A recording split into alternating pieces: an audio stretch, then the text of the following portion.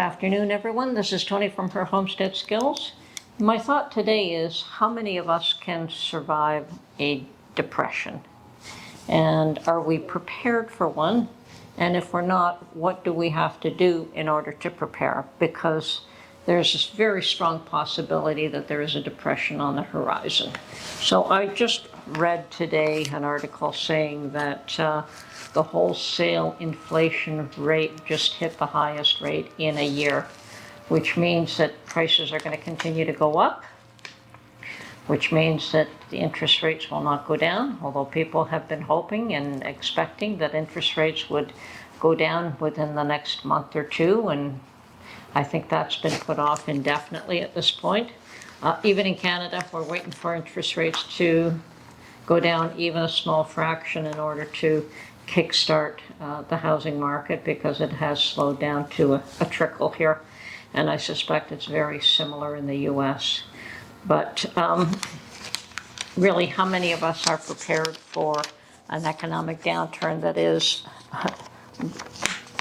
ongoing, persistent, and it's not letting up, no matter what they try to tell you that they're doing in order to rectify the situation? So what do you have to do to survive a depression? Downsize? Perhaps downsizing is not a good idea. Making those kind of changes right now might not be in your best interest, considering that downsizing could cost you more than just staying where you are. Sharing accommodations might be a way to go. If you have family members that have moved out, maybe they need some assistance and will move back in and can help you as well. Unfortunately, I think we're going to see a lot more of that going on. Do you have enough put away? Do you have enough of your debts paid down? Do you have a plan to pay off your debts, or are you struggling daily to have that happen? Because if you are, I think that is one of the things that you definitely have to focus on now. And getting debts out of the way will certainly alleviate a lot of problems, whether it's a car debt or a credit card. I think most people have issues with credit card debts, and sometimes you just have to bite the bullet and just stop using that card. I know that it can be tough. I know that there were times that if we didn't have credit cards in order to purchase things, we may not have been able to eat. So I do understand sometimes it's necessary, but it comes down to what is a necessary purchase and what isn't. And sometimes learning to do without is what needs to be done. Unfortunately, I think that a lot of us are going to have to learn to do without. And it's going to be more a matter of a choice of what you do without.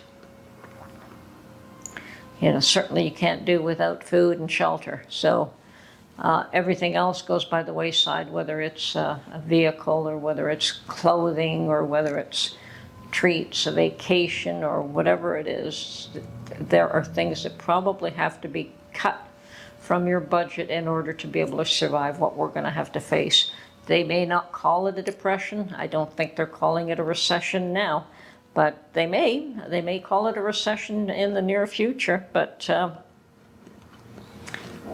with inflation constantly going up, and how many years have we been fighting inflation now? We don't seem to be able to get a handle on it, and those people that control that situation, don't seem to be able to get a handle on it and fix it. And no matter what they say and what they do, from my perspective, I don't think they have a clue what they're doing. Every time they think that they are going to fix something, they just make it worse. So knuckle down, folks. It's up to you now to look after yourself, because there ain't anybody going to come out there and pick you up and look after your needs. You will be left by the wayside unless you do something to help yourself and your own. And yes, I'm not saying you shouldn't find happy moments with your family, and you shouldn't, take the time to get together with your family. Absolutely, you need to do that. You need to have that connection with people that you love, and you cannot get angry and look to blame anybody at this point. That's not going to help the situation.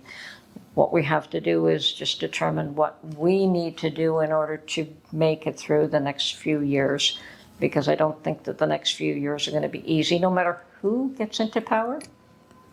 In the US or in Canada, it's going to be difficult no matter what the situation is. They've been spending far, far too much money. They've been taking too much out of everyone's pocket and making it very, very difficult for people to survive.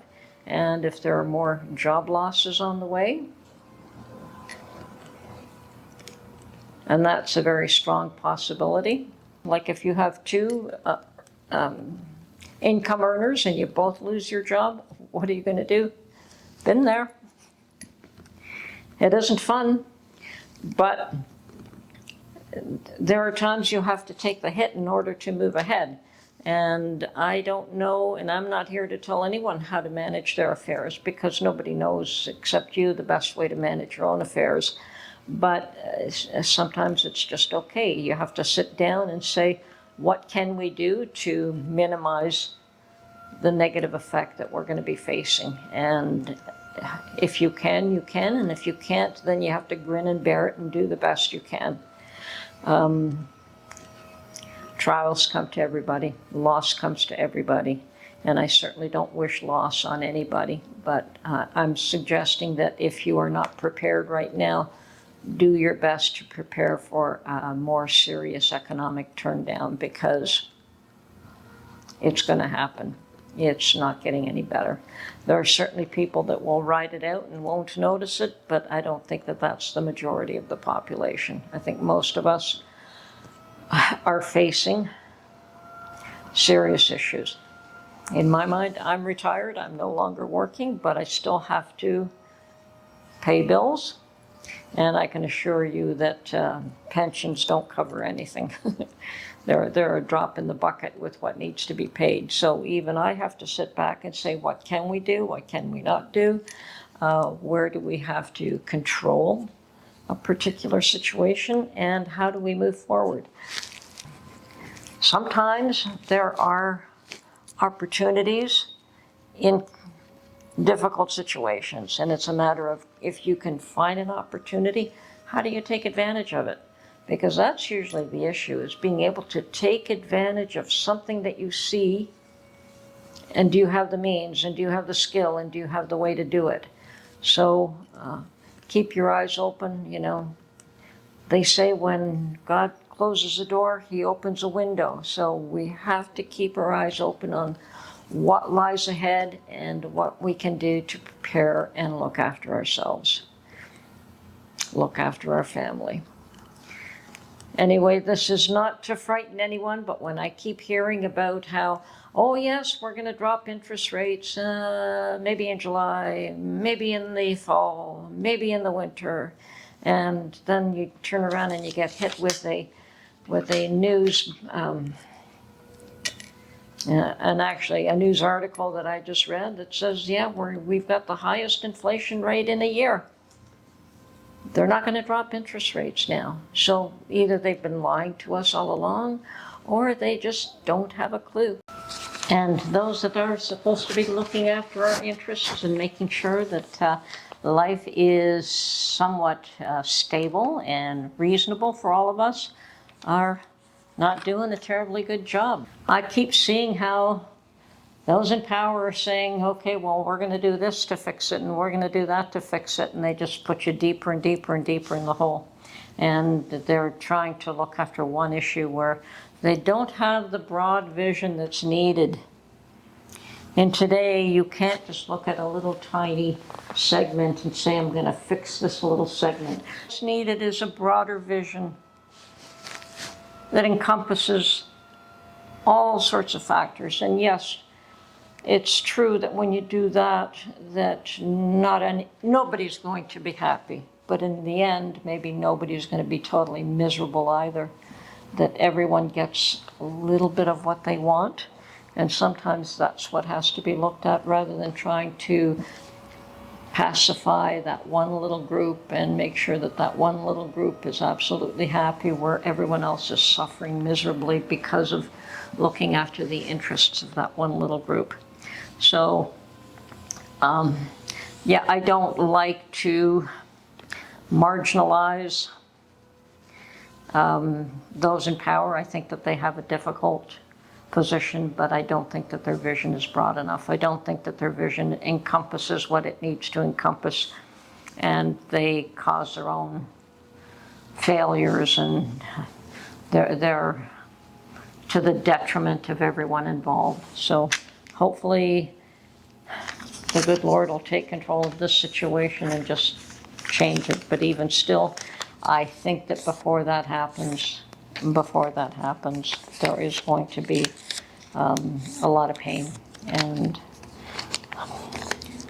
we need big changes, and we need changes that are in the interests of the population. And when those in power recognize that, then we'll have change, and not before that. When they recognize that they can no longer look after their own interests before everyone else's. Anyway, I keep suggesting that we do have to continue to prepare for bad times, because bad times are here. There's no denying that they're here. I think more and more people are beginning to understand that it's pretty difficult to ignore the fact that bad times are here. You can't turn around and say, well, maybe we should be stocking up because there's a problem, because there may be a problem in the future. There is definitely a problem currently, and it's only going to get worse in the future. So do what you can to prepare for a potential disaster. And if it doesn't occur, all the better. No harm in being prepared. And definitely check your own resources and abilities and strengths and weaknesses and see what needs to be propped up, where you're doing okay, where you need extra help, where you can get that extra help that you'll need, and who you can count on and who you should avoid. Anyway, this is Tony from Her Homestead Skills. Prepare. It isn't going to be easy. Talk to you soon. Bye-bye.